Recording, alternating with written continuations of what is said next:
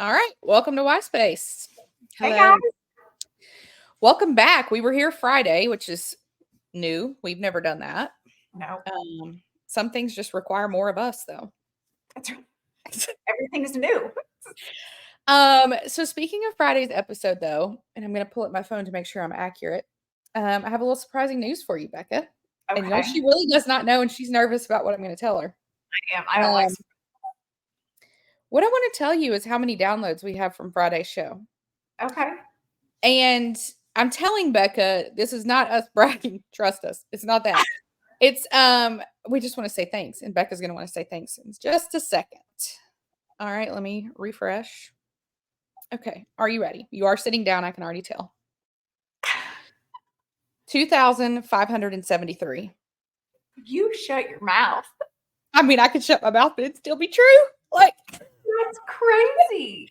And that will never not surprise me that more than like me, you, and my sister listen to this. Right, yeah. And she didn't listen to Fridays, I guarantee you. Like, I'm telling you, she's not in this number. Crazy. That has gone up because at 8:37 this morning, when I texted you and was like, I have a surprise, that's when I first looked at it, and it was at 25:31 then. So we've gone up 42 since then. Oh my gosh. But thank y'all for listening. And I appreciate that y'all just want to hear our take and our opinion. We are just shooting from the hip here, folks. We are amateurs at best. But if you didn't tune into Friday's episode, and your name is probably Laura if you didn't, we talked about the new Taylor Swift album, Tortured Poets Department. We went song by song. So if you are interested, you can check it out. Here's what I'm going to say, though, and we reserved the right on Friday. Yes. My opinions have already changed. We're not going to do a whole new episode. Laura, I will give you a timestamp of when you can fast forward to, but we are going to kick off talking about that. So we're going to talk a little bit. My opinions have changed, as I said. What has not changed is my number one. Mm-hmm. But Daddy, I Love Him has changed my life. I mean, there's no way around it. Now, how many times I have walked around my house singing, and I'm at the part that says, but I'm having his baby, and my 8-year-old looks at me very confused. That's happened a lot, people. We've had a lot of conversations I wasn't ready for. But that's on us. Yeah. So it just happens. And also the line about all this bitching and moaning, and that's been my life the past 2 days. I'm like, tired of hearing all this bitching and moaning. Yep, me too, Taylor. So before I kick off with some questions, I have a little something I want to read. And we're not going to make a habit of reading things to you guys, but there are going to be 2 things I want to read today because some people have put some stuff into perspective a little better than I could probably verbally. And it's the 2 topics I want to talk about with the album, aside from a few notes about some songs. Friday I said, if you were like, oh, I'm going to get you back from Olivia Rodrigo, you need to sit down. You still need to stay seated. Like, y'all need help. Get up. But today I'm kind of coming for some people that I've spent a lot of time with in my life. I see the smirk already. So before I even say what I want to say, I'm going to read to you what someone else wrote. Okay. Let me get it pulled up. All right. Taylor Swift is not, in all caps, responsible for creating art that matches your spiritual beliefs, being an example for your children, parentheses, newsflash, that's your job, or living her life according to ridiculous societal expectations or values. The criticism toward Taylor from individuals plagued by toxic masculinity, threatened by a woman's power and success, or those with strict extremist religious beliefs, labeling her music as, quote, inappropriate for younger audiences or against, quote, spiritual salvation is completely ridiculous. Taylor Swift is a 34-year-old woman, an adult, all caps. She creates her music from her personal adult experiences, love, loss, joy, and pain. Her work reflects the human condition in all its complexity, and it's intended for an audience who is mature enough to grasp its depth and emotions from it. It's absurd to expect that her music that is created from the complications of her adult life should cater to children or serve as a guide to, quote, spiritual enlightenment. Her art is meant for those who can appreciate the emotional depth, not as easy listening for little ears. The responsibility to make appropriate content for children rests solely on the parents, not on the shoulders of a celebrity. It's not her job to confine her creative expression within the walls of anyone's religious beliefs or their moral standards. Suggesting that she should water down her authenticity to avoid offending certain views is asinine. If her art doesn't align with your values, the simple solution is do not listen. We live in an incredibly diverse world where opinions on profanity, values, and morality vary. Taylor Swift's job isn't supposed to be navigating our souls to salvation. She isn't over here making worship music and doesn't claim to be. Her music is a reflection of her personal truth and artistic integrity. Either engage, empathize, or simply just move on. It's really not that hard. Then there are these absurd accusations against her, from being a devil worshiper to coming after your children. These are baseless and paint a ridiculous picture of fear toward a successful woman who is simply expressing herself. These nonsense claims coming from hysteria not only lack proper evidence, but also attempt to shame and slander an artist simply for self-expression. Just because a minority spews out these ideas doesn't mean the rest of us buy into them. I know I don't. There's more to this, but I'm just going to stop right there. I don't know who this person is. My friend Hannah reposted it. So whomever you are that wrote this, you're right.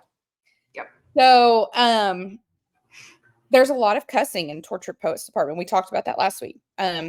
She uses the F word a lot. You know what? I appreciate that. I'm in a season of my life where things are not easy. And you know what?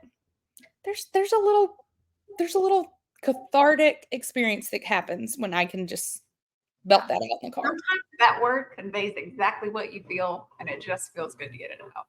And I really like what that person said. Like, I don't know what planet some of you were living on when you thought it was like Chris Tomlin, Pasha Worship Band, Matt Redman, Taylor Swift. Like, folks, If that didn't you're happen. going to this album for a worship experience, the problem is you. Right. Yeah. Somewhere your lines got crossed. It was wild to see. And I think you and I probably saw it a little bit more just because of maybe the people that we have around us a little bit more. But to see people like posting about things, and I just want to be like, A, you don't post this about every other artist that's releasing an album. And B, just don't listen to it. Yeah. Like what did you think? Yeah, my favorite are some of the comments that begin with, I've never been a Taylor Swift fan, but right. We were done right then. Like, what? Listen, Okay, guys, listen, here's the thing. I am not an Ariana Grande fan. Never have been, and I can assure you I never will be. I can just tell you that. I know myself, and I know her level of talent and lyrics. Never going to happen. Guess what I don't do? I don't go listen to her albums. I don't even click the button. I click skip, next. Yeah. I'm not going to come online and criticize Ariana Grande or you for liking her. Right. And listen to it. We can't criticize it. Yeah. I mean, bye. It's just too much. And here's the thing.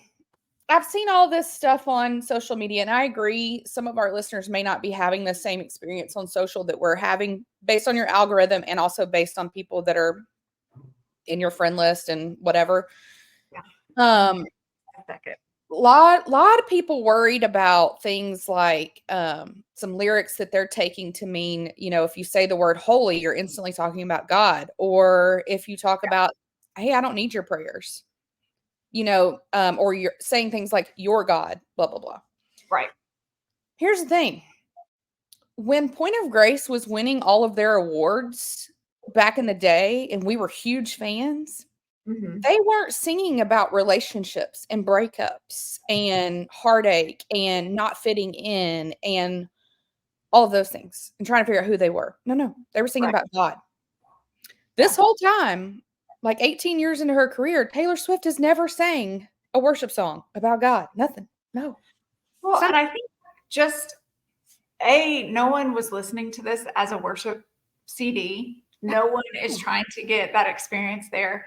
So for people to kind of put that out there was really, to me, I felt like that was a reach for some people just to have something to talk about. But like, it's just, it came off so weird and insincere when you're like, I don't listen to your music, but let me criticize this.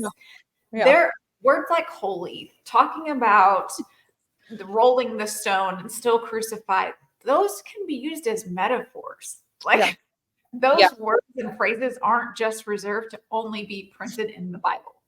So it's not her making a mockery of Christianity. It's her trying to relate a feeling that she has to what possibly she thinks of a situation that was possibly in the Bible. Like it's just, it wasn't mocking at all. Like just, it was too much of a stretch for me. The funny thing is, you know, these people, I don't really know how else to describe these people. I mean, I could think of a few words, but I'm going to be polite. But these people, they, you know, they got latched onto phrases like you just mentioned in those words. When I think there are other parts of some of these songs that actually could be her referencing things from the Bible. Mm-hmm. Here's a note for you. I thought of this. In my favorite song, I think it's still yours favorite, right? But Daddy, I love it. Okay. Yes. She says the part about all these Sarahs and Hannahs clutching their pearls, which I freaking love. Do you remember Sarah and Hannah in the Bible? Mm-hmm. Both of them were two women who struggled with infertility and did not get pregnant until later in life. Yep. Just saying, y'all missed that because y'all were so busy judging everything else that you missed what was probably actually intentional. Like, well, and I think a lot of times, obviously, this album was personal to her. It was because she was dealing with some hard things emotionally. Any normal person, when they're dealing with hard in life, a lot of that might take you back to what your thoughts are on Christianity, maybe trauma that you have, maybe beliefs that you were raised with, because you don't know where else to grasp to get you out of that dark place. So to sit there and jump down her throat and be like, how dare you use the word holy? You can't use that. Come on. Yeah. I think I always, because immediately I just want to make a comment because I'm just so tired of the old church trying to say something. But I'm like, that's going to fall on deaf ears. But I want to understand the why. Why do you feel the need to get on your Facebook after you've posted? If you don't post this status, Facebook's going to steal all your pictures. Now we're going to post our opinion about Taylor Swift. Like, come on, Grandma. Like we got to I guess I just want this forever. That's where I'm at with the whole why behind it. Like, yeah, just why? Like, why is that what you're choosing to hate on? And why, you know, there's all this hoopla in the media right now because the New York Times kind of came out with like, are we being oversaturated with Taylor? Well, first of all, if you know anything about the New York Times, that should tell you enough right there. But second of all, they always come for Taylor, every album. Right. I'm not convinced it's not like an agreement that it happens. But this article to me is so ludicrous. All these people complaining about that the media is too oversaturated with Taylor Swift. Here's the thing. You're getting mad at the wrong person. Why are you mad at Taylor Swift? Y'all are the ones consuming it.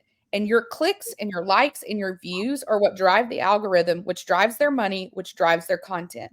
Consumerism is the problem here, people. It's not her. And y'all look dumb. Like, I hate it for you. Like, y'all just really dumb. Like, she's got albums that she's been releasing. Plus, she's on a massive tour. Plus, she's on dating one of the most famous NFL players. Like, yeah, there's a lot of saturation because there's a lot going on right now, but this comes in waves. With almost every celebrity, there's going to be times. Hers is probably on a much grander scale because she has such a large following, but it comes in waves. This isn't going to last forever. Everybody can just calm down. But yeah, it's a little excessive. So those are my two tangents about it, but I want to talk about a few song things and then we're going to jump to the next topic. Okay.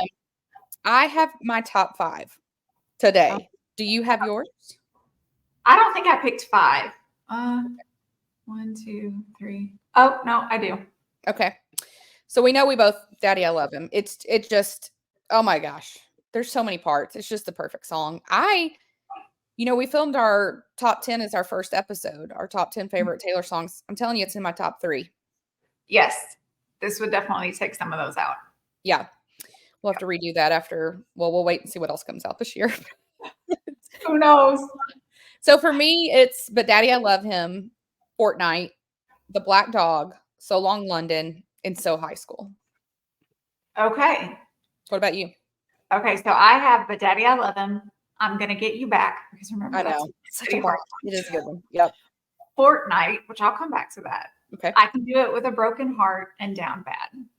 Okay, I've got a couple of notes on yours then. I've got some questions for you. Oh, gosh. She loves it when I do this. This is unprepared. Okay, the I Can Do It With a Broken Heart. Really, this isn't a question, but did it break your heart even more when you saw Kelly Teller post on that song that it's so hard for them to hear as her friends? Listen, that got me all up in my feels. I can imagine. I also felt bad that it was one of my favorites. I was like, I feel like I can't like this as much as I do, but it has a good beat.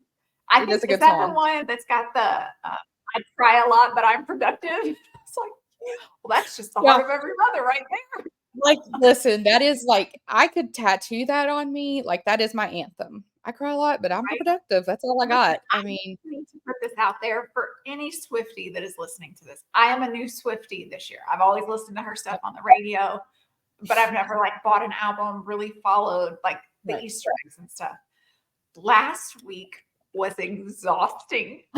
all of the clues that were going out, the midnight drops, the 2 a.m. drops, the double album, listening to it, deciphering what lines. It was so much. And I literally, Saturday was like the first time I felt like I could breathe. And I was like, how do they do this on every album drop?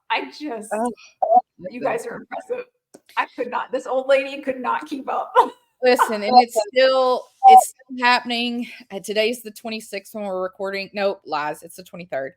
But it's Tuesday. There's rumors of something tonight. There's rumors of Friday. Like, Lord, I don't know. I can't handle it. But yeah, okay, let me ask you. I'm gonna get you back.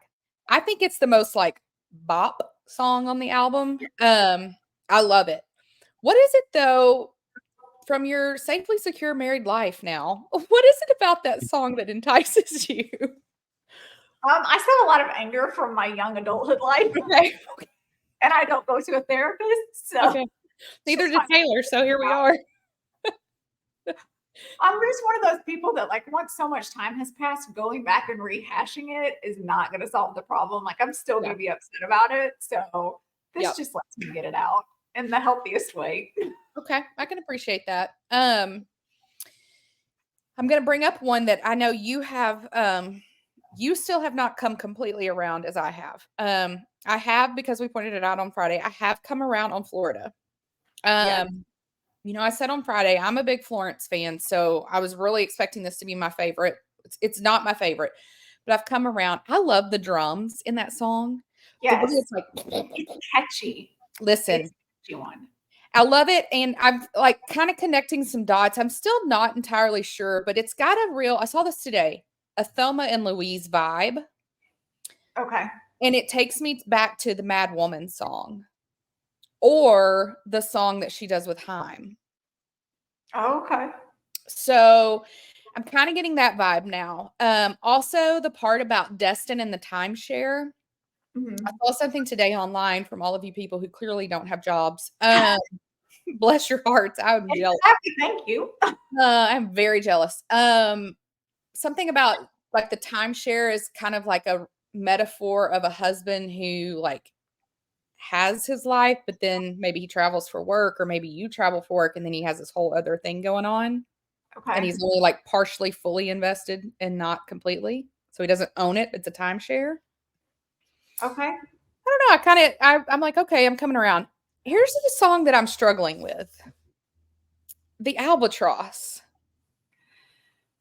I don't know that I know what's happening. And I've seen all the rumors and like the hearsay, and I've seen the most predominant thing I've seen is it's a song of her warning Travis. Right. And maybe that's real, and maybe that's great. And I can see that, but I don't know. I'm still not understanding. I think I only listened to that one on Friday. I have not gone back and re-listened to it. I don't like it out to me or anything. But one thing, and you and I even talked about this Friday when I was listening to it. As I was listening, I was trying to decipher what things meant. Mm-hmm. And that's when it was just like, this isn't going to be the best album. There's no radio bops, which I retract that statement now. Same, fully. There are quite a few. Yeah. But when you go back and you just listen to the album, just to listen to the musicality of it and enjoy an album, it was so much better. Yeah, I thought. Agreed. But there's still some Florida. I like it, and I'll catch myself like singing parts of it. But I'm not a Florence fan, so as soon as she comes on, I'm like, I could have gone without that. Yeah. So that one, and then for some reason I put down Fresh Out of the Slammer. I feel like I listened to that a couple of times, and it just wasn't one that kind of stuck with me or stuck out. Yeah. So I was like, one of the ones that I was kind of iffy about was Smallest Man Who Ever Lived, which apparently I was like alone in this. Most people were already on board. I now get the whole like Dear John vibe from it. And Taylor has said this in a lot of songs, something of this iteration of either I can forget it, but I'll never forgive it. Or she'll say like, I can forgive it, but I'll never forget it. She says some iteration of that a lot. And I can feel that. I feel that in my soul. Yes. Yeah. So I'm with you. I'm with you on that one. And then also I just had one note I wanted to point out. I've seen a lot of people like, oh, the alchemy can't, and so high school can't be about Travis because it takes 4 months to put out a vinyl. And these songs they're timestamped from 2023. Y'all, these people knew instantly. Yeah. Here's what I'm going to tell you. And we've passed some stuff back and forth lately. Like it's pretty obvious that they knew really early on. I'm going to tell you when I believe that she wrote So High School. Okay. Do you remember the game that Blake Lively, Ryan, Hugh Jackman, they were all at, right? Yes. You remember before the game started, she's standing there with Blake and she's like messing with her hands like she nervously always does. And do you remember she does that weird little dance into like Blake points and she's clearly pointing like, oh, there's Travis. And she does that weird little dance. I'm telling you, I think she wrote the song that night. Listen, she probably could have run to the bathroom and written it that fast. She's probably already written, knowing her. She's crazy as a loon, but like, yeah. Well, you and I have also talked as well, which I think a lot of people, when they think Taylor Swift, they're still stuck at like debut age. Yeah. Like they don't realize she's a grown woman now. But you and I have talked multiple times that when you get to a certain age, I firmly believe you've gone through relationships. You know what you want, what you don't want. Now you know how to pick up on red flags. Yep. I think you kind of just get to a point when you meet that right person that you just instantly know. And I firmly will always believe that. Well, and I think this album, this is the one I sent you today, this tweet, or something I sent you. I firmly believe that this album shows that she was going through hell last year. And when she met him, I think she was like, look, here's the situation. Take it or leave it. All of my baggage. Yeah. And it takes an emotionally intelligent man, which he is the king of, to handle that. And so, yeah, y'all are stupid for thinking, oh, it's not about him. Who's it going to be about? Like, you think Maddie Healy was playing football? Please. Right. Come on now. So that's our TTPD cover. Let's briefly talk about Coachella. Now, y'all, if you don't know what Coachella is, we don't really either. What we have figured out is it's kind of like, Woodstock. I almost called it Hipstock. There you go. It's kind of like Woodstock. It does seem cool. We are definitely too old. Yeah, it's just listen, not my vibe. That would never have been my vibe. Being outside, sweaty. No, thank you. No, and apparently, per the New Heights podcast, I've learned it's a lot of walking. And listen, I don't walk in crowds and sweat. It's not happening. But like, I'm a concert goer. I want to sit and enjoy and take it in. So I'm like the old lady that's like, guys, have a seat. Have a seat. Oh, that's Aaron's biggest complaint about the Eras tour. He's like, I can't stand for 3 hours. I'm not going again. So. Aaron and I can gladly sit on the side and just watch everyone else have the time of their lives. Yeah, don't worry. He jumps up and dances anyway. So we did get a lot of coverage that we loved of Taylor and Travis, but also there was a lot of things like the conglomeration of people at Coachella could be like a case study. Yeah. I mean, like for me, it's picturesque. Like Ice Spice is performing, Taylor and Travis are here, and here's Bieber. Right. Like, what are we doing? Yeah. But then, like, also they have all these parties, and it's like Kendall Jenner, Leonardo DiCaprio, Will and Jada Smith, like all like the Yeah. conglomerate of people. I'm like, this is just an interesting vibe. I can't. Yeah. I wonder kind of why some people show up, because at first you're kind of like, I would never have thought you're a fan of this type of music. But then Yeah, I'm like, is it because maybe you have the same agents, or like you guys have actually been friends for a long time? And so that kind of makes sense.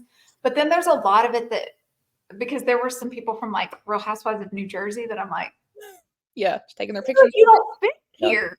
I think that they get paid to come. I think a lot of people are paid to come for products and that kind of thing. It's a very interesting vibe. This is the first year I've like actually watched footage of that. I don't know if they've always done that, but this is the first time I've like actually watched some of it. Like I watched the Bleachers, Lana, Ice Spice. I watched part of No Doubt, but I don't like them. So Under the assumption that some of these people, because I'm sure there were a bunch of TikTokers that were paid to be there and get content. Let's assume a company reaches out to you and says, hey, we want to pay you to go to Coachella. We'll cover your expenses. We'll give you X amount of money.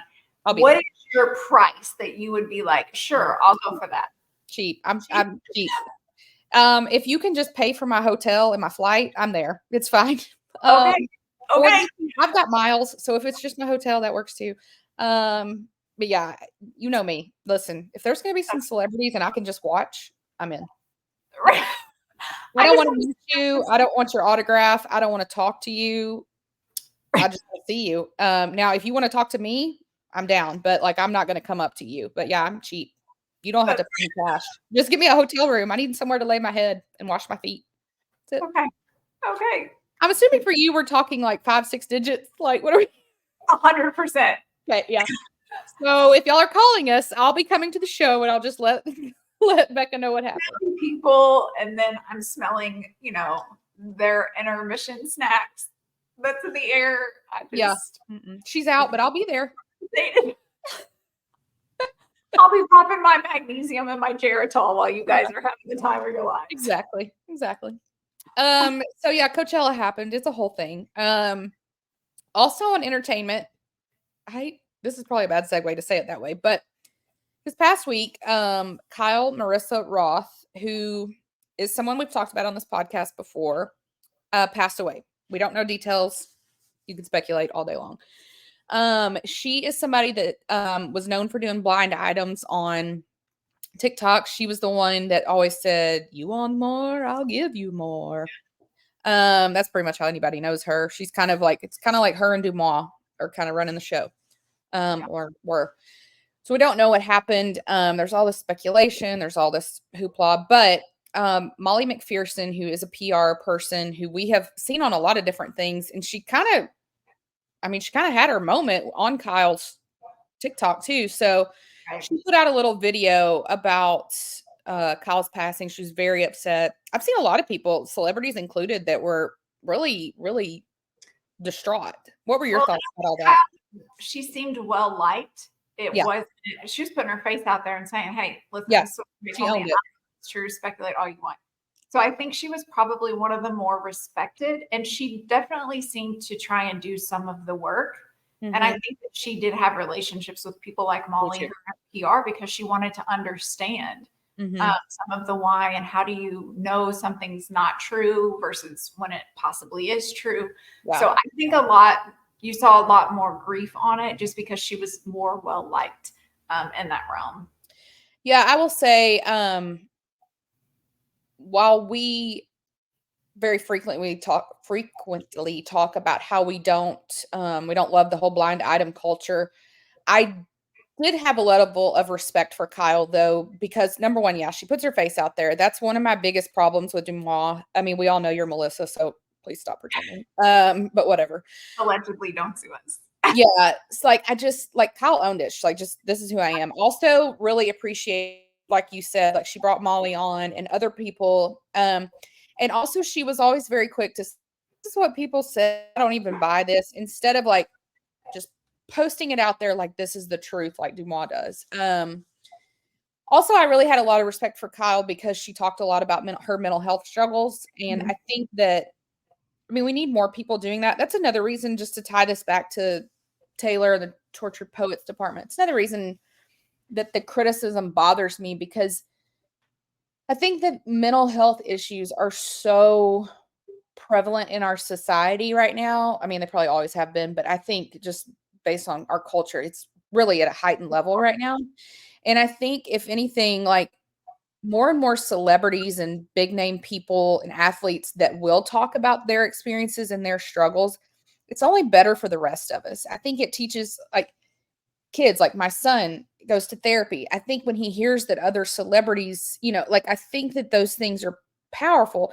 And while we're not looking for like Taylor Swift to be our spiritual leader, when she pours her heart and her struggles with mental health and all of that into her lyrics, and you want to criticize that, you're telling all the people that are also going through similar experiences that they should be devalued too. And so that bothers me. I love that Kyle was always very like, these are my diagnoses. I'm having a bad day. Y'all have been talking about how bad I look today. Well, this is what I'm dealing with.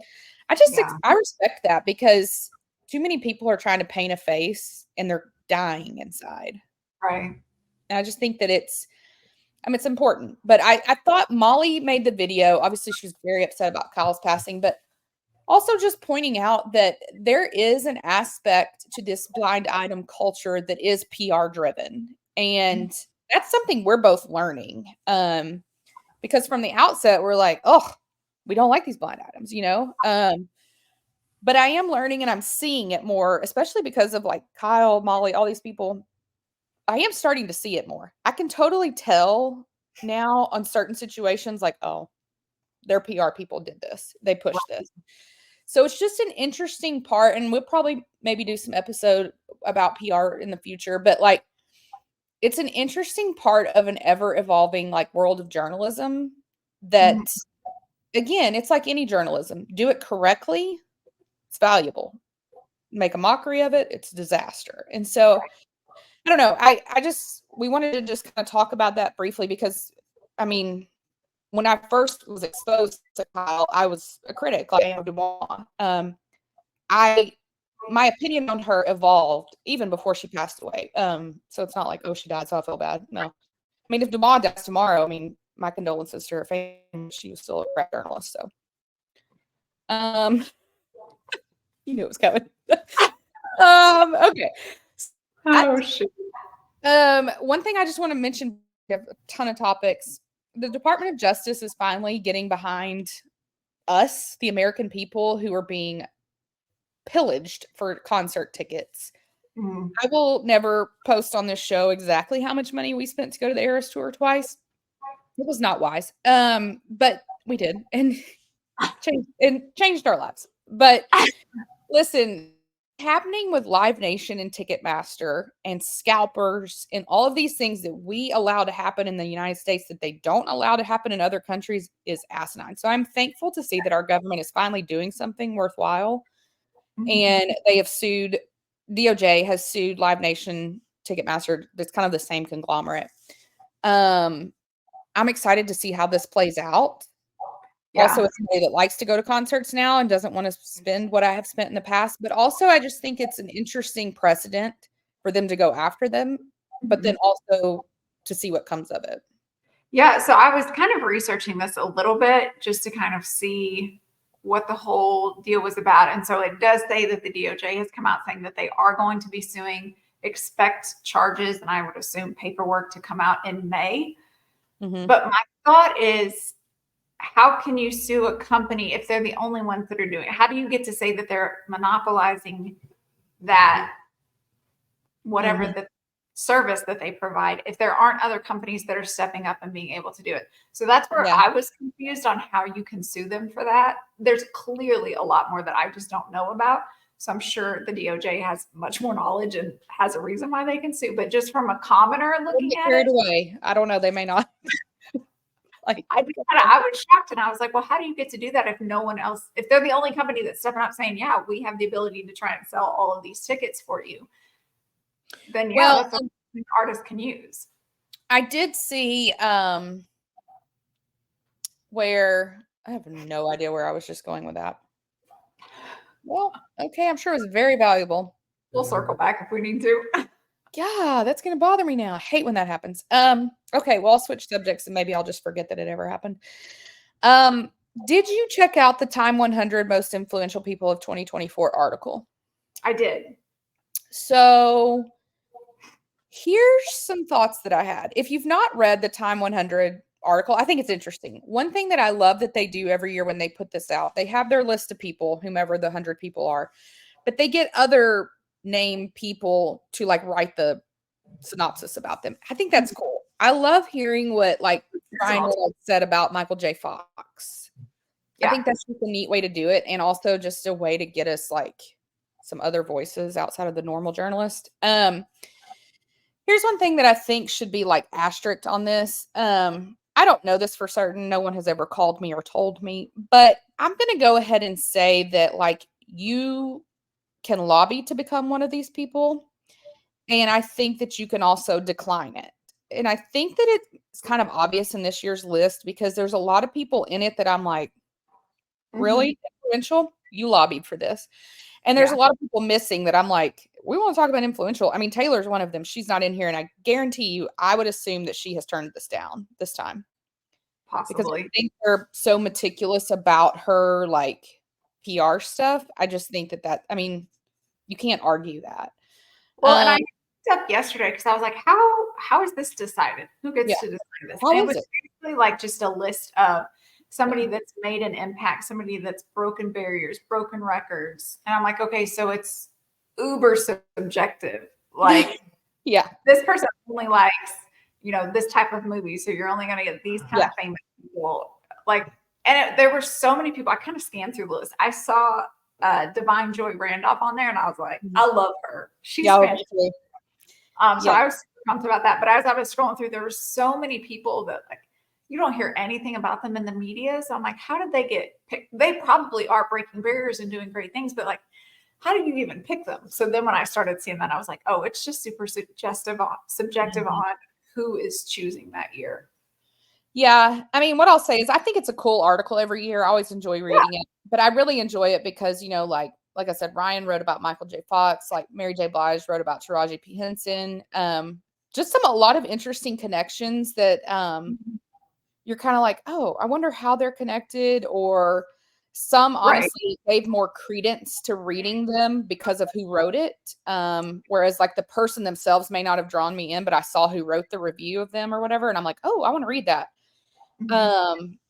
So I don't know. It's a cool thing. It's interesting to check out. A few that I just was excited to see. Like I thought it was cool that Mahomes made it. And I thought it was interesting that like Alex Rodriguez is the one that wrote the I don't know what you want to call it, like recap review. Yeah. I liked that. I like that someone who is under a lot of scrutiny now because of the tortured poets. Jack Antonoff was one of the icons. I think that people have really come for Jack because they don't like synth in their music, and he's got a lot of synth. But I mean, he's also won like producer of the year like a million times. So he's clearly doing better than the rest of us on that. But it's just a cool article, so you should check it out. Trying to get all of our entertainment together. Oh, okay. Did you listen/watch Call Her Daddy with Simone Biles? So I've seen a good portion of it. I have not watched the whole thing, but I did see a good portion of it. What were your thoughts of the parts that you saw? Not a great look. I feel like she doesn't have a good PR team that's like, let's steer it clear. Honestly, a friend that's just like, hey, this isn't what we double down on. Yeah. Same. I thought, obviously, I always think the girl that does Call Her Daddy is a phenomenal interviewer. She always asks great questions. But Simone doubling down on her husband's interview. Yeah. That wasn't it. Same. What were your thoughts on that when you saw it? It was the exact same.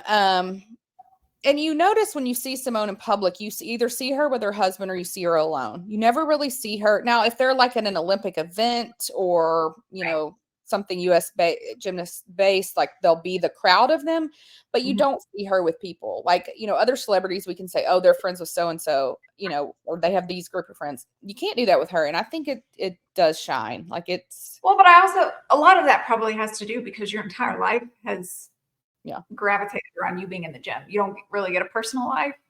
So I think that plays into it, maybe some. And I'm sure she's only around younger individuals. She is a grown married woman. Yeah, And which it's because she's so little that I don't think about that. Yes. Very tiny. Yeah. So just some background on this. Her husband was on, I believe it's called the Pivot Point or the Pivot podcast. Oh, yeah. I don't know what it's called. That her husband did. And he just made some comments that were very unsettling if you were his significant other. Basically saying that he was the catch in the relationship. He had no idea who she was. It came across very demeaning to her. Yeah. And a lot of people took note of that. And a lot of people made comments to it, rightfully so, calling you out on you treating your wife like she doesn't matter when she is a golden medal Olympic gymnast. So it just didn't sit well with people. And then she went on this podcast and kind of doubled down on it, saying like, oh, all my friends think he's great and they all want a guy like him. And I was sitting right there and thought it was funny. And I was like, this isn't the thing to double down on. Just be like, you know what? He said it, didn't love that, wasn't the best taste. And we had a conversation and leave it at that. Like, I don't know. The whole thing, it kind of skewed my opinion of her a bit. So we'll see. But the Olympics are coming and we couldn't be more excited. I cannot wait. That segues us to sports. We're going to cover a couple things real fast, and then we're going to do a little bit more of a deeper dive-ish on the NFL draft. So the Masters happened. Scottie Scheffler won. We loved that. But also, one thing I wanted to point out, the guy that was the amateur, Neil something, they got to play with Tiger on Sunday. What a freaking experience. Like, you will never top that mountain, ever. Like, not happening. Yeah. And because we were texting back and forth at the end when like they were all sitting in the room and they're being interviewed and he's like looking off to the side. And I was like, what is he looking at? He just looks so yeah. Well, then he goes on the Pat McAfee show and Pat was like, listen, dude, you're kind of getting steamrolled on the internet right now. And he was like, I was watching the teleprompter. I didn't want to look stupid or say anything stupid. And I was like, oh my gosh, poor guy. And then he did like the opposite. Like he could have looked dumber because he was like, it was so bad. How nerve-wracking. You're literally like an amateur here. You're sitting with the winner of the Masters and you're sitting like Tiger Woods has been there. You've been hanging out with him. Like, like in the infamous cabin, like the whole thing. Yeah. And trying to play the game of golf and not look like an idiot. That too. I mean, that's like a sidebar to everything that was happening. So oh gosh. Yeah, that was fun. Looking that up, and I think I put the chart in our notes because I was shocked at how much money they win because it kept saying like, oh, there's a person, and I was like, what does that mean? And I'm like, oh, so that's the amount of money. And then it's divvied out amongst the winners of the thing. And so I was like, well, surely the Masters is the top earning one, but it's not. It's the Players Championship, which surprised me because you don't hear as much about that one as you do the Masters. I would just think it's less people too. Pinnacle.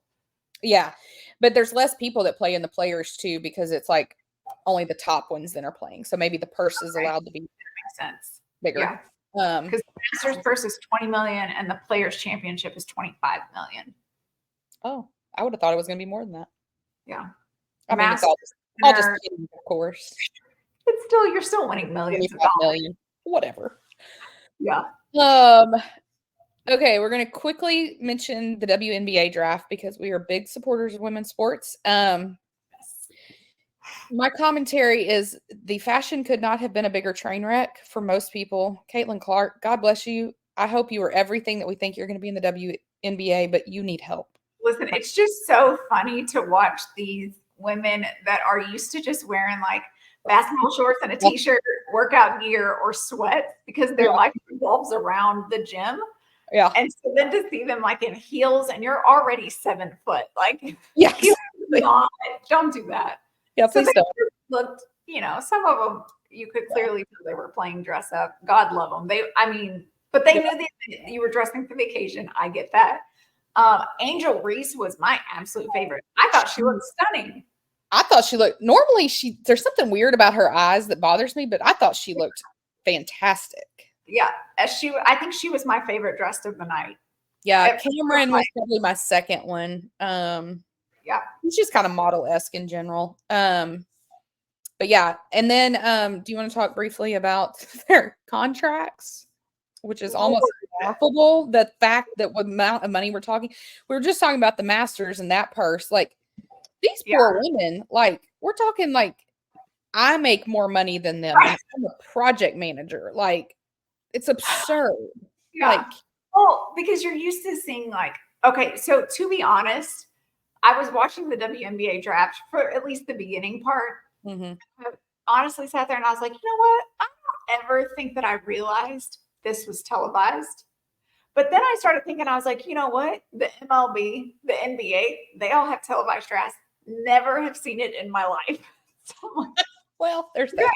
So apparently the NFL is not the only one that does this. Yeah. Well, good to know you people are also doing something. Yeah, right. I think it's I think women's sports are finally I wouldn't even really say they're getting their flowers right now. I would say they're getting like their pretty weeds at this point. Like it's just ludicrous. Like the money disparity is just I mean, it's crazy. And some of these male athletes, I appreciate their support. I love that some of the male athletes are buying ownership in some of these women's teams to help support them, like the Mahomes. I love that they do that.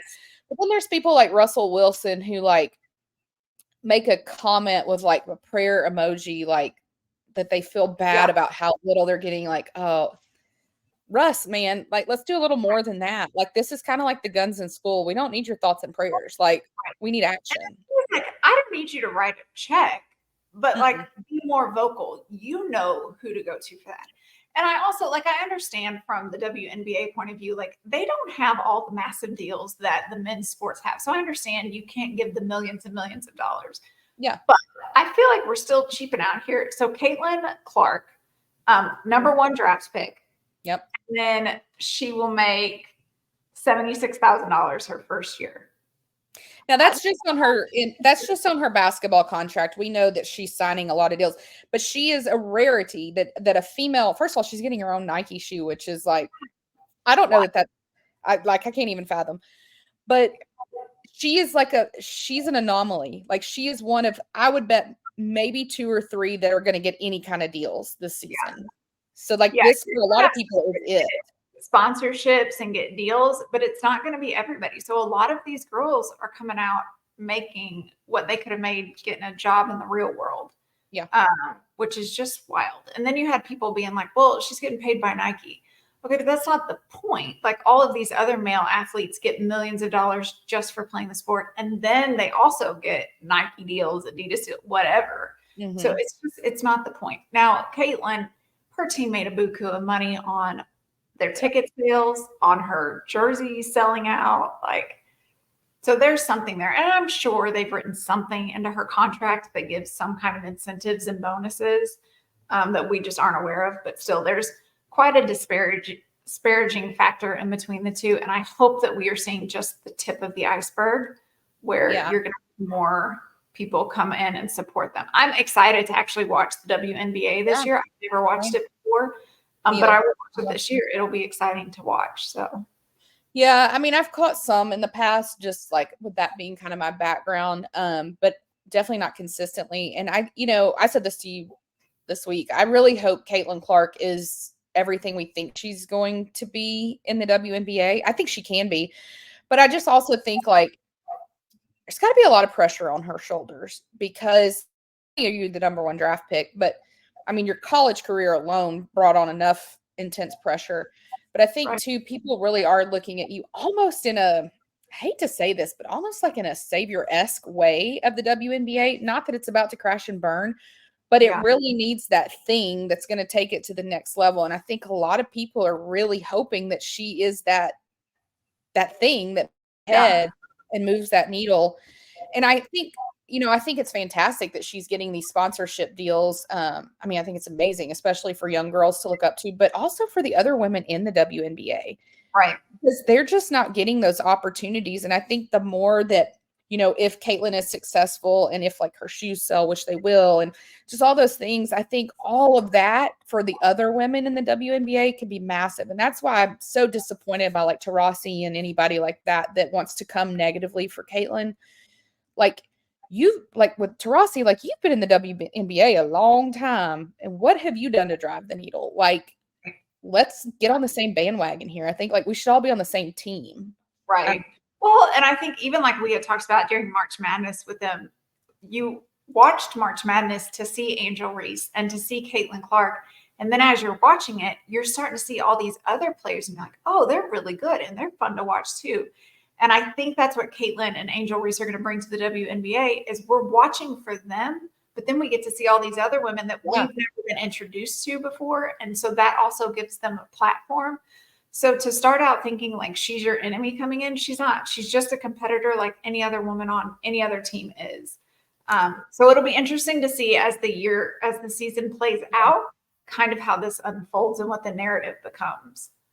Yeah, I mean, I think I think there's just so much in it, that we're talking about women's basketball, but I think it really cascades to all the different sports that women have teams in. Like last week, we talked about the women's national soccer team and just all of those people. I think like when we make, and this even ties to the Taylor thing, I think when we make villains of people who are changing industries, we're really doing a disservice to all the people who are coming next, which are our kids. And so like, I just don't get it. And I know that I come for some people about some things and some of it probably is warranted and some of it may not be, but like, I just think like, what are we showing people when we do that? I mean, what harm would it cause Taurasi, for instance, to say like, well, hey, just don't say anything. Yeah. If all you have is negative, just don't say anything. But also like, what harm does it do her to support Caitlin and the talent coming up? I mean, to me, it comes off very insecure. Insecure, jealous. And I mean, especially when you've been fighting so long to get a spotlight on your sport. That's what I just spit when it comes. Yeah, that's what it's like. It's almost gives off the vibe like if I didn't do it, it's not worth it. Right. If I'm not the spotlight here, then I don't want. And like you've had your day. I mean, she's been in the WNBA like 12, it wasn't a good look for her. But you know what? The first time that those two play each other, everyone will be watching. Yeah, the viewers on that's going to be huge. Yep. I've seen where like a lot of the WNBA games are already getting moved to the bigger arenas just that Caitlin's going to be in it. I think that's amazing. That's what it's going to take. Yes. Because you want games to be watched because people will keep watching. They're going to keep following you. I couldn't name you a single coach in the WNBA right now. I couldn't tell you what towns. I know Las Vegas has a team. I saw somebody drafted there. Chicago. LA, because they have everything in New York. Right. But like, it's just nobody knows this stuff. So I think it's great that we're seeing these big venues and that people are buying not even just tickets. There's so many season tickets that are being sold. Well, and we just saw, and we saw, was it yesterday? We saw that Caitlin's rookie jersey outsold the entire Dallas Cowboys team. Combined. I love it. I love it. Yeah. Well, and I also love, like, you've got people like Pat McAfee who have shows on ESPN and on YouTube that have a huge platform. And I love that he is giving that to women. And I don't know if you saw when Caitlin was on there last week and she had made the comment of, well, I'm moving, so I guess I can just be here every week. Yeah, I'll be here every week. I thought, because I enjoy watching on Wednesdays because JJ is on there. Yeah. I love watching JJ Watt and his take on sports. But to give her a platform, which just continues to give a platform to the WNBA as a whole, it's just really great. And I love to see these men and these programs and these sports teams step up and support that. It's been fun. Yeah. You know, we've talked a little bit about this, and we may do an episode deep diving. Let us know if y'all want us to about the Barstool entity. It's just an interesting thing to us. But Dave Portnoy is another one that I think has been a big voice for Caitlin and for women's sports. And they have that everyone watches women's sports sweatshirt, which I want to buy, but it's like $85. So if we could get a discount code, that'd be great. Or if you just want me to wear it on the show, I'll wear it every week. That would work too. I'll take that too. So, but yeah, I think like guys like him and like Travis Scott too. He's a big Caitlin Clark fan. I just think like it's so interesting to me that it's kind of like a twisted tale that these men are not afraid to come out and support her, but then somebody that's in her own industry who's also a female is going to come for her. I'm like, what is wrong with the world? Right. It was great. You notice the people that did come out and support, like Angel Reese and Caitlin Clark and Cameron Brink and all of these other people, not a single time when they were supporting them were they tearing anyone else down. Yeah. So it's not because they're elevating her and they're talking about her that your light is any less dim. Yeah. That wasn't the case at all. They were just like, hey, this is so much fun and you guys should be watching this too. Yeah. So, well, it reminded me a lot of the Kobe quote from back in the day when he said something like, if you're just good, they don't come for you. They come after you if you're great. And, you know, he said that originally to Taylor. And it's true. It's true for anybody. Like, if you're getting a lot of hate because you're good at something, like, you're better than good at that point. And so I hope she has good people around her too, you know, because I don't want to. Seems like she's got a pretty solid foundation. Yeah. So we're going to switch gears and round out the episode. We're going to talk about the NFL draft, which is this weekend, which I can't even believe it's here. I feel like we were just talking about this. I know. So in the NFL news, there has been a little bit of traction. Zach Wilson finally got traded. Who saw that? Like, Lord, I don't know who was more excited for him to get traded. Him, the Jets. I don't know. Everyone. I bet he was. His mom. His mom. She was on social media quicker. I think he was like still signing, and she's like. So I will be interested when I saw it. So he previously played for the Jets. That's who he was drafted to, and he has had not any success whatsoever there. No. It's just been bad. And honestly, a lot of that is him. A lot of that, I think, is his coaching. I don't think he's had the best support system coming out of college. I mean, let's think about where you were coming from, too. And we've talked about this some on the show. There's a really big difference between going from Alabama to the NFL and going from BYU to the NFL. I mean, no slight to you. Like, you're still a college athlete. You still made it to the pros. That's huge. But I will tell you, we went to the Eagles-Jets game back in the fall because I wanted to see Jason play. We went to the game in New York, and Zach played. I'm going to go ahead and tell you, because from my high school in Arkansas my high school and now my son's school, both of those two teams are two of the three biggest teams in Arkansas and produce a lot of talent. I'm going to tell you, I've seen high school quarterbacks in those games that were on the same level as he was in that game. Now, and I'll say the Jets won, so it was weird, but yeah, there's just a big difference. And he's going to go to Denver, and I don't think it's going to amount to anything. No. Well, and here's my question. Is he going to be a starter in Denver? Well, here's the thing. I was going to bring that up. I just don't even understand. Sean Payton had all this success in New Orleans, and I want to say mainly because of Drew Brees. Now, he has now gone to Denver, and all he's coming up with is crap. He got rid of Russell Wilson, which I don't think ever made sense, but I think they had bad blood. No pun intended. There was something in the water there already, because that doesn't make sense to me. So now he's left with Zach Wilson, Jared Stidham, and Ben DiNucci, or DiNucci, however you say that one. Yes, if I'm looking at those three, I'm starting Zach Wilson, and that's scary. Because DiNucci has been back and forth between NFL and XFL. Yeah. And Jared, I mean, he played in the Patriots system, but not well. No. I mean, but the Broncos, here's the thing. The Broncos have no money to pay for a starting quarterback. Well, yeah. Which is why I don't get it. Why did you get rid of Russell Wilson? What were you expecting to happen? Surely you had something to pay somebody to come. I mean, they're having to split. He wanted to get out. Well, and they're having to split the cost of Zach Wilson with the Jets. The Jets are paying half and they're paying half. The whole thing doesn't make sense. I don't understand how that works in general, but I can't figure out to me, it seems like the Broncos are trying to tank to get those draft picks, is what I'm assuming. Yes. They're setting themselves up really well for that then. Yeah. They're going to be interesting to watch this year just to see how this plays out. Watch them make it to the playoffs. Just watch it happen. I just don't want that because of their coach. I just don't. Yeah, the whole thing's a mess. So when we're talking about the NFL draft, it's this weekend. Obviously, every time the draft comes around, this is something I was thinking about in relationship to Zach Wilson. When the draft comes around, the biggest names you typically hear, always quarterbacks, and then sprinkled in with some wide receivers and maybe a couple running backs. But then I was thinking about some of these other picks. We've had a lot of trading of quarterbacks recently and a lot of like high picks. Like I think about Justin Fields when he came in, he was supposed to be the next big thing. Right. That's a bust, you know? I mean, even Justin Herbert, like with the Chargers, like I don't think that's amounted to a whole lot. You know, Jarrett Stidham was one, like Trevor Lawrence too. Like, I mean, what has Jacksonville done?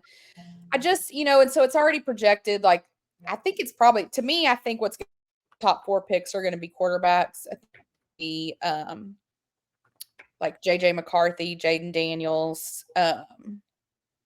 Michael Penix, or however you say it. And who's the number 1? I've already forgot his name. The number 1 is Caleb. So here's the thing. This is and we'll have to when we want to have my friend Stephanie on. When we have her on, she's like Miss USC. We need to talk to her about Caleb. But I just have bad vibes about him. And I know allegedly it's his family, it's maybe his dad, it's the people around him. Well, I can tell you, look at people like Ja Morant in the NBA. When your family's not the right people to have around you, you are not being successful. Like it's not going to happen. Right. And I just think like he didn't even do that well at USC this season. Like, okay, so here's my thing that I'm very confused on why he's the number 1 pick. Mm-hmm. You didn't even they didn't make it to the playoffs, did they? Mm-mm. Like, no. And his name didn't come out until towards the end. Like, I don't understand what the Lord around him that's like, you're the one. Well, and here's what I want to remind you of. He was a backup at Oklahoma to Spencer Rattler. Yeah. Y'all, he couldn't even make it at Oklahoma. He had to go to South Carolina. Like, so I don't get it either. And you can't say it's just because he's a Heisman winner, because by that default argument, then Jaden Daniels should be the number 1. Right. He's a Heisman winner too. So I don't know. So I guess what I'm saying, here's my opinion, is that I'll have to see it to believe it with any of those 4, honestly. I feel the same way about Jaden, JJ, Michael.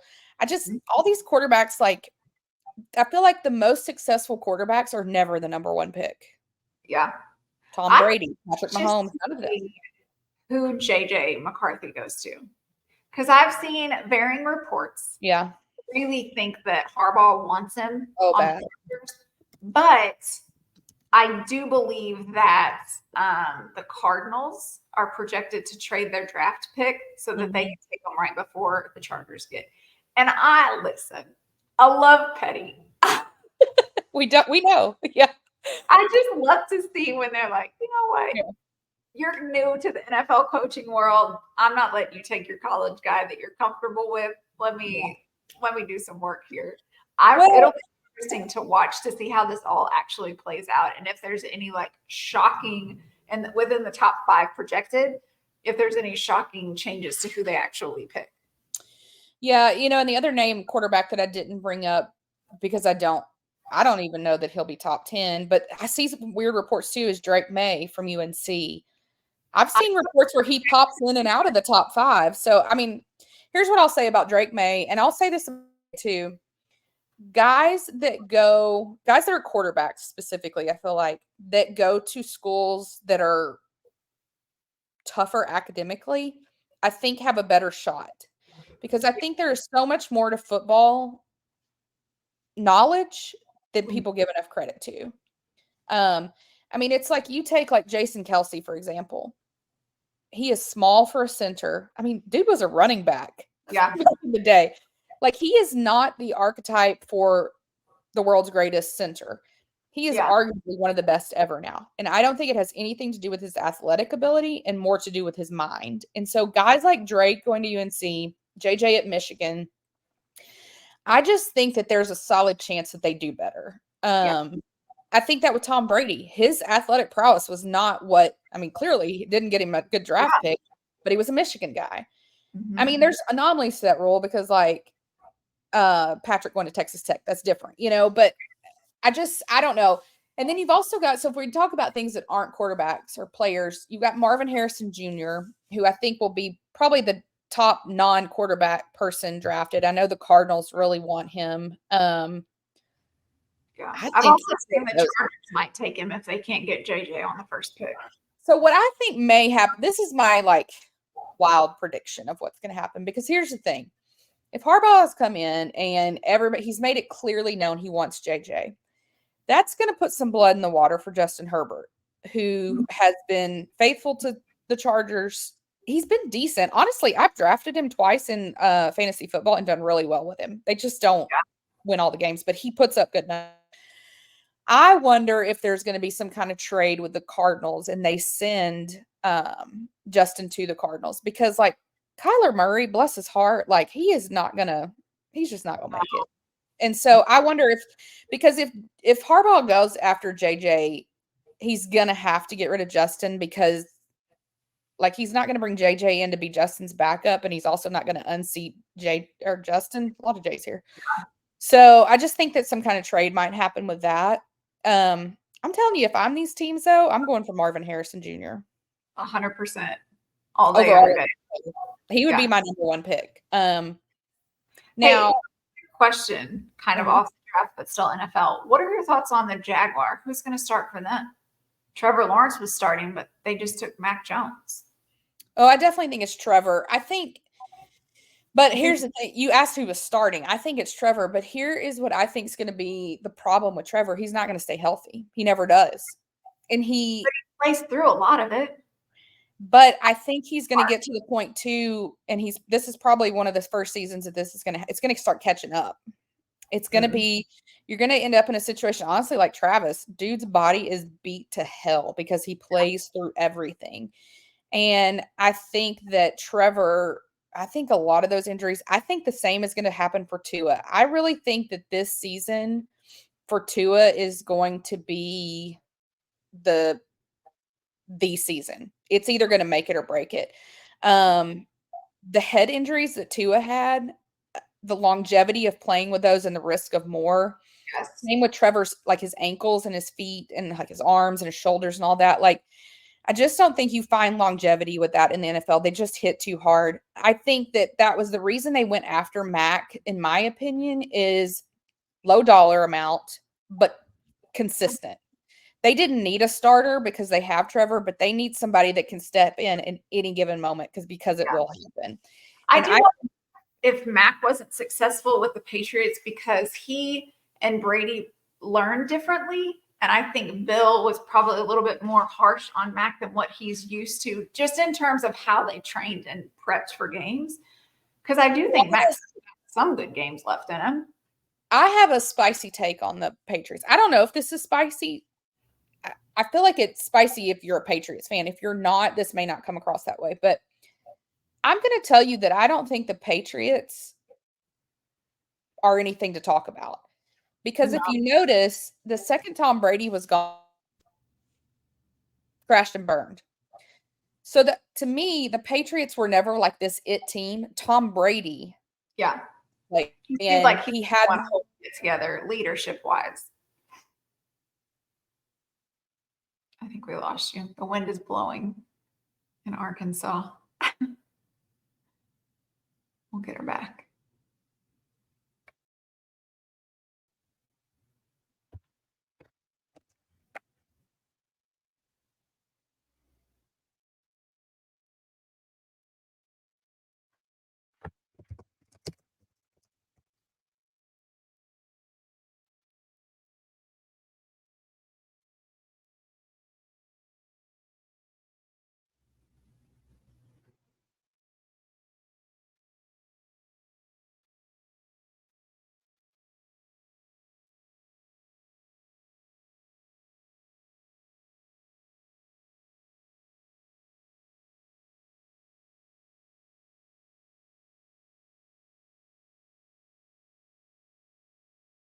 Well, you guys are just getting a lot of downtime.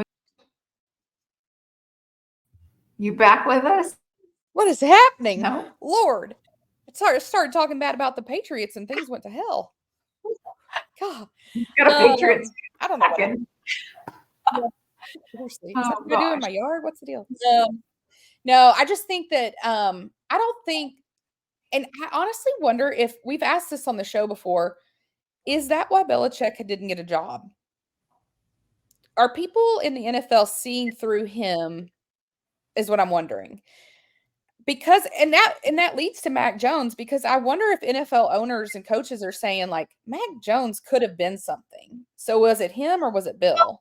But I also think you have to be a really strong coach to be able to coach someone like Tom Brady, because it's not like Tom went in there and ran the show. I do believe he still listened to Bill. I do still believe that they worked together.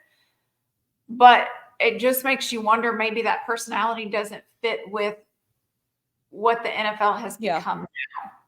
And maybe because Bill is like, listen, I'm a winning coach. I'm not changing how I coach because I had one bad year. And the man had one bad year. Like, so it does make you wonder, did it all play? Honestly, and this is just personal opinion, I have nothing to back this up on solid. I don't think Robert Kraft is a stand-up guy.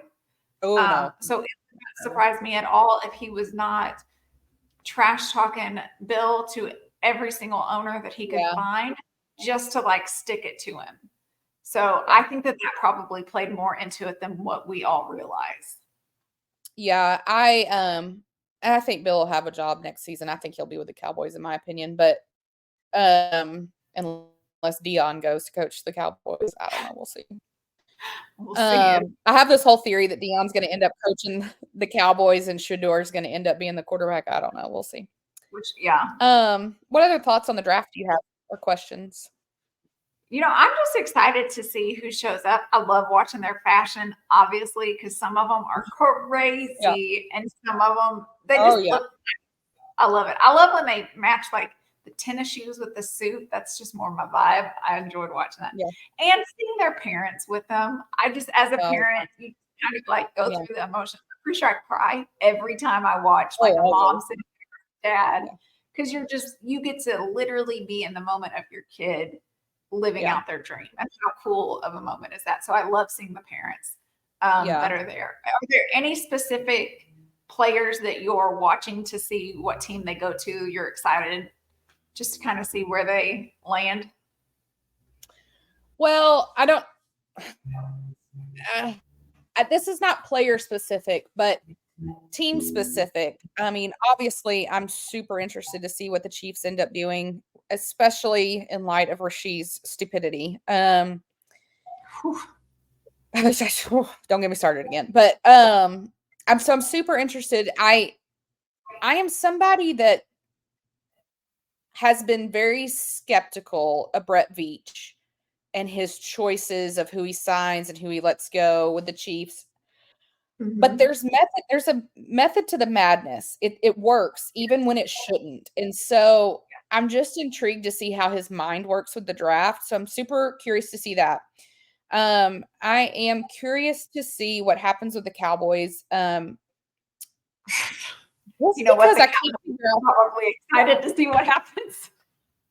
Well, I just can't figure out what the hell they were doing in off season. And so I've just got to imagine that this draft has something up its sleeve. I don't know. Jones has every player's name taped up on the wall and he's just throwing darts. And he's going to go to McCarthy and be like, call this guy first. I don't think there's a method there.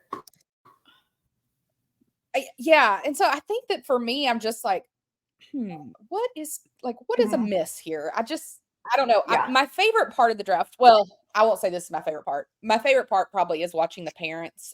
We jokingly called Judd our 401k plan. I mean, I say joking. I'm fine with it. But really, so that's probably if it works out, I'm good. That's my favorite part. But my second favorite part is watching the trades. I love, so the way I do it is I watch it and I have my phone and I'm on Twitter, just refresh, because it's super entertaining. There was a time when I thought there was an off chance that Andy and the Chiefs might do some kind of insane trade this year, because we do need so much help at wide receiver. I'm still not convinced that Brett might not still do something. And it makes me wonder if that's why we're holding on to some people that I could, like, to be honest, Kadarius Toney, like, we have to keep him at this point. Well, we have to right now, but it makes me wonder, do we have to? And some of the people he's Right. let go, I wonder if there's something. So I love to watch the draft trades. Yeah. Some other I'm players that I'm interested in. Oh, go Do ahead. what? No, go ahead. I want to hear your players. Oh, no, I say some other players that I'm interested in. There's a wide receiver that went to Central Florida. Now he was an Alabama transfer. Javon Baker. He went to Central Florida, which obviously our family is big UCF fans with Gus Malzahn, but dude had like pretty impressive 2 years. So I'm just kind of interested to see some players like that. Also, I always love when there's an NFL great has a son go through the draft. Yes. Like Frank Gore, That's which such a first for them. oh my gosh. First of all, I had no idea that Frank Gore was old enough to have a kid in the draft, but Frank Gore Jr. Right. And then obviously Marvin Harrison. So I love watching it on the off chance they get to go. Also, Jerry Rice's son is in at this time. I Oh, love to see. I don't think I realized in it this year. Yeah. And so I love to Nice. see like an off chance they go back to their dad's team, that kind of thing. Yeah, that'll be fun. I'm watching for Terrion Arnold from Alabama. He was a cornerback. I just loved watching him last year. He is just so much fun to watch, but just to see him off the field as well. He gives a solid performance and he seems like such a stand-up guy. And so he's projected to go 17th to the Jaguars. So we'll be watching to see where he goes. Miss Terry and Coach Saban will probably be watching as well. So it'll be fun to see if they're there and kind of what goes on. Yeah. For joining us again, Mandy. Yeah. Well, the weird thing was I could hear you, but I could tell that like I couldn't be. Yeah. Anyway, I don't know what's going on with the internet. I always, I love to see if there's an Arkansas boy go somewhere. We just don't have a lot to write home about right now, so probably not a lot. Yeah. I do always appreciate the SEC dominance, so in the NFL draft, I just love that, obviously, even when it is Alabama. God bless Right. you. So I think it'll be fun. I think I'm going to try and watch. So Pat McAfee is covering the draft this year, Yes. and Bill Belichick is going to be with him the whole time doing it. I was going to ask you which one you were watching so I can make sure I'm on the same page. So I want to try and watch that one because I think that Bill will give a lot of insight into what are the team offices, what are they doing right now? How are they strategizing? How are they trading? How does that work? And then Bill had also mentioned he was going to get some GMs to come on because Pat was like, can you do that? And he was like, once they make the trade and call who they want, they're not busy. They can talk to us. Well, I thought theirs would be super interesting. And also now that Mortensen is not doing the draft anymore, which makes me so sad. Again, my tradition and heritage and history, I love it. But also his son, Alex, is a friend of ours. So I just love their family. But I'm excited. So we'll see. We'll record. I'm so turned around because we're recording the day we're releasing this. I don't even know what's happening. But I guess our next episode, the draft, will have happened so we can recap it. And hopefully we have some shining stars for our dearly beloved Kansas City Chiefs. Yes. I was going to point this out. You didn't hear me say anything about tight ends, did you? No. Okay. I do think that the Chiefs, maybe third, fourth round, potentially fourth or fifth, somewhere in that area, I think that they will go after a tight end. I can see that. I think especially having traded Jody Fortson to the Dolphins. Blake, I think Blake is retiring, Bell. I think he may be waiting to see what the Chiefs end up with. I don't know. But I think that, as we've said, I do think this is probably it for Trav. Well, and I think it's a good time to give that year where Travis can kind of just feed into this guy, give him all the knowledge that he possibly can before this potentially is on his own. Well, and Blake's not getting any younger either, but I also think, and Noah, I think, God willing, and the creek don't rise, Trav will stay healthy all season. But too, when you get older and you're beat up, you just don't know. And so I think it's good to have some young blood there. So I think they've got obviously the glaring need at wide receiver. I think we need some help on the offensive line. I think we're pretty solid on defense, so I could even see maybe as early as 3rd round, depending on who's available. I had this, like, pipe dream that they make some crazy drink trade to get Brock Bowers, from Georgia. There's Yeah, no way in Hades, but, he like, won't still be there. Yeah. that would be massive. So yeah, we'll see what happens, and I'm excited. But, I think we're at our last segment, the why not factor. We don't know what it's called yet. We don't know, guys. All right, tell us, what is your thing that you're loving? Your why you're loving it? So my thing that I'm loving this week, getting into the Masters and kind of watching all of that. I love a documentary. And so Full Swing season 2 on Netflix. Have you watched that? If not, I'm gonna write Okay. this down. Okay. It's kind of like quarterback, but for golfers. Oh, I would Yeah. love this then. So Okay. I did not watch, I think I watched like 2 episodes of season 1. But it got real deep into when Live and PGA was first becoming a thing. And so it was just too much drama and anxiety for me, and I didn't watch. But then after the Masters and all of that happened, I was like, let me see what season 2 is. And season 2, so good. It follows Rory. It follows Oh, JT. It follows Brooks Koepka. It follows like all of these, and it goes to the major tournaments. uh-huh. I'm going to say there's like 8 episodes, but it's documentary type. So We good. do love a documentary. I Right. mean, It was right up my alley because you get to see the behind the scenes, you get to see the why, you get to see the sports psychologist Yeah. working with these players and kind of when he does this, I know that this is actually what he's doing. And when he's struggling here, this is where our issue is. Like just to kind of see how these guys approach the game of golf was very fascinating. But also you get interviews with their wives or their family members. And so you see a lot more of the behind the scenes and, wanting to be on some of those tournaments and things. So it was really good. yeah, I gotta see that. I can't believe you haven't told me about this. I just assumed you knew. Uh, That's on me for assuming. does seem like something I would know. So my thing, this kind of makes me laugh because I feel like this has happened multiple times now, but I've been exposed to a TV show on TikTok again. I love when that happens. I don't know how I missed this one. I probably need to see when it started coming out. That might help me because my life may have been crazy. 2018. Well, no, not really. Like ago. All American. Are you familiar? I don't think so. Well, let me tell you, you're gonna love it. So this is basically kind of like Friday Night Lights, but in like the hood in LA. Right? So it centers around Spencer James, who's played by Daniel Ezra, and he's like a student at South Crenshaw High, and Billy Baker, who's played by Tay Diggs, comes and recruits him to join his team in Beverly Hills.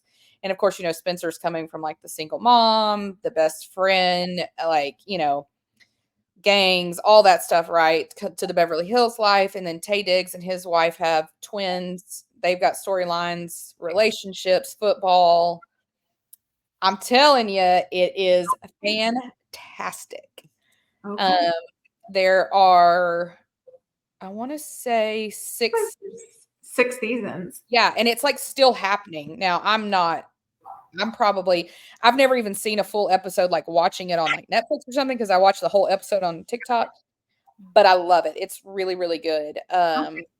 So totally recommend. And why? Because we love football and we love love stories and Yes. perfect. Can't What are you not liking? All right. So this week I'm not liking when celebrities come out and make shady comments that allude to certain things but don't name them. And then when they get called out, they play the victim card. And I'm specifically calling out 2 individuals. One, I will not say her name, but it's Travis Kelce's ex who wants to come out and make a statement. Okay. And then she wants to be like, oh, well, all these people are attacking me in my comments. No, ma'am. The only times you come out are when Travis is at the Super Bowl because you're going to get clicks. And when his girlfriend is doing the most with the most, and you're going to get clicks. And then when people call you out because you didn't name names, but we all know who you're talking about, then you want to play victim card. We're not doing that. Also, Kelly Stafford, you need to just sit down, ma'am. You need to sit down. You need to calm down. She made comments about when the Detroit Lions played. Who does their Yep. husband play for? Rams or Right. Chargers? Rams. Rams. Yep. And he used to play for Detroit. Then he got traded. They played each other in a game. She did so much smack talk about how he's the bigger person, but then she covers it with like, we're just excited to go back home and da da da. And then when you step on the field because you've done all this trash talk, people boo you. But then you want to come out on your podcast and say they're booing my kids. And we're booing your kids. Your kids just happen to be there. It's a sporting event. Come on. Yep. So yep, that's a really good one. We really are the same person in general. I actually have two. One is like totally on brand with what you're saying, and then one is just actually it's a makeup product. Oh, that you hate. Okay. Well, okay. So I went to Sephora last week, and I've been having this whole debacle about my foundation. I do have a new one. I don't know if it looks better. I'm feeling better. Makeup today. I'm feeling a lot better. I can't even remember what. Oh, it's NARS. NARS. Okay, I've heard good things about it, but I've never tried it. And I switched from the Charlotte Tilbury powder to Laura Mercier. I'm feeling a lot better about it. But I was out of my Rare Beauty lip stuff. And so I forgot, and I was in the checkout line, and in Sephora, they got all the little samples. Well, I saw one for Patrick Ta, who all of our favorites love. And then some of our non-favorites love. So I was like, oh, I'm going to try this. And then I had enough points for it. So I was like, well, of course. It was meant to be. Let me tell you, right when I put it on, it looks fantastic. I love it. Perfect color, perfect amount of shine. About 3.5 seconds later, it's gone. But in that 3.5 seconds, it also makes me feel like my entire face is on fire. I did not realize it is also a plumping one. Oh. So it does that trick, I can tell you, but literally, like, I don't even have to like rub my lips together and it is gone. So Patrick, I am glad I didn't pay for it, my friend. So that I'm going back to my Rare Beauty. I should have never left Selena. I knew better. Okay, you try NYX, NYX, any of their colors, any of their styles. I like them. It's drugstore and it's cheaper, but it works. Okay, I'll try that too. So that was my kind of like off-brand kind of thing. On brand with what you were saying. I'm going to call this that I'm coming for the neighborhood Karens because my son has been saying neighborhood Karen a lot lately, and I don't know why or where he learned it. But this is kind of an overarching thing. We've talked a little bit about it already in this episode, but I'm specifically coming for Kim Kardashian today. That feels right. Also known as Amy. I'm just saying. So we've heard. Coming for Kim today for a lot of reasons. And I feel like they're warranted and probably a lot more, but I'm just going to keep it to the ones I'm coming for today. What I'm really coming for is messy people. And the people that you mentioned are messy people. Mm-hmm. I just like, let's not worry about Kim Kardashian today. And let's not worry about what she might think about a song that's for her. She's Kim Kardashian. She willingly did what she did. She willingly lied. She willingly, knowingly made someone else out to be a liar. And then she knowingly, if you recall, when Kanye was making the famous music video, was like there shooting her own video footage of it. Let's not pretend you're innocent. Okay? Mm-hmm. You are a messy, horrible human being. That is all there is to it. And I wish people would say what they mean and mean what they say instead of these like shady comments where I'm not really going to say it like you're saying. Like, just say it. Yeah. Don't post a picture on social media with somebody you know is a controversial figure in the whole world of what people are wondering about with you. Like, don't do that. And also, I'm coming for you too, Carly. Like, trash. Like, I just feel like we didn't make a list. Stop being trashy people. Stop. Like, you don't have to be. You're rich. You're famous. You're beautiful. You have everything in the world. You can work for the rest of your life, or you could lay on the beach for the rest of your life. Both of them. Yeah. Stop. Like, don't be messy. Grow up. And don't tell me that somebody shouldn't include your child in a song when you let your child do the things that you let your child do. Mm-hmm. I will protect children all day, every day. No names were called. Nothing negative was said. Nothing at all. Yep. But your kid, you allow on social media mocking other people in their appearance and the way they sound, the way they dance, their ethnicity. So please stop. Like, I got nothing for you. That's fair. Well, I think our why nots were heated. Spicy. We had Spicy. some thoughts in there. Yeah. Maybe next week we'll be calmed down. I doubt it, but it's fine. Who knows? I think that's everything. Anything It we're is missing? at all. No. Awesome. Well, thanks for listening. And for real, thanks for listening. Like, Yes, you guys, thank we you like know nothing. So we appreciate it. All right. Well, we'll talk to you later. Bye, guys.